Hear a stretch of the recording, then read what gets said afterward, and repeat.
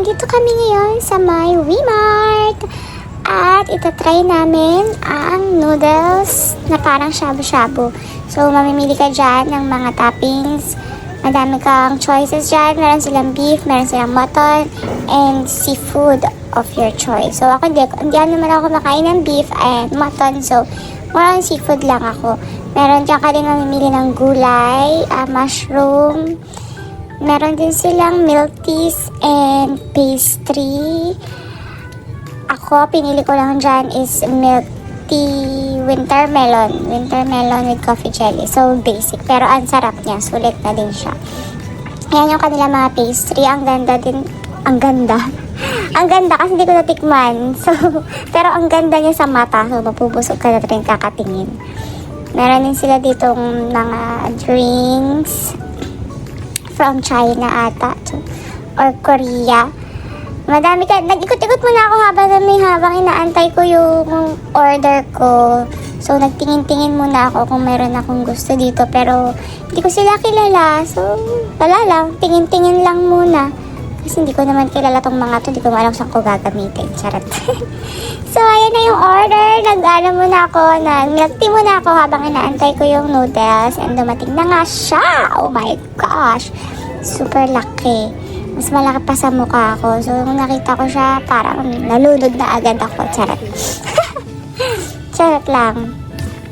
Ayan na. Samahan niya na akong kumain. First time ko tong ita-try. And hindi ako masyadong talagang super mahilig sa noodles. Pero nung natikman ko siya, nag-enjoy ako.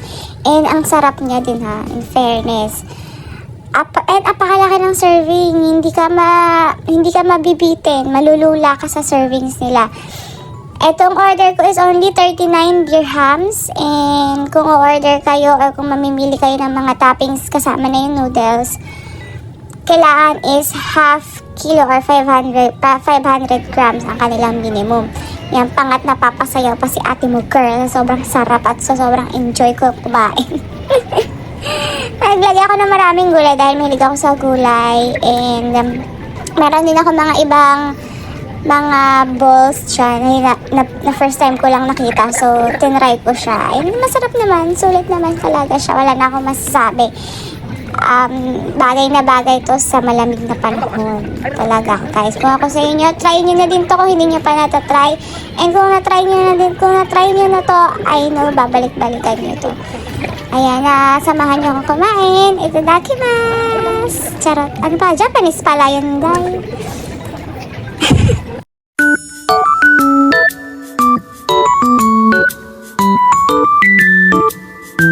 Yan na nga, nagpunta tayo sa second floor dahil nabalitaan ko meron daw ditong mga seafoods. Hi, king crab! Gusto ko itong matry yung king crab. So, napakamahal nga lang kasi per kilo 300 something, 93 ata. Ito, hindi ko ito kilala. So, hi na lang.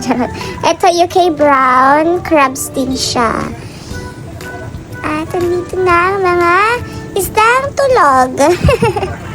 Korean something. Hi, mga tilapia at eel.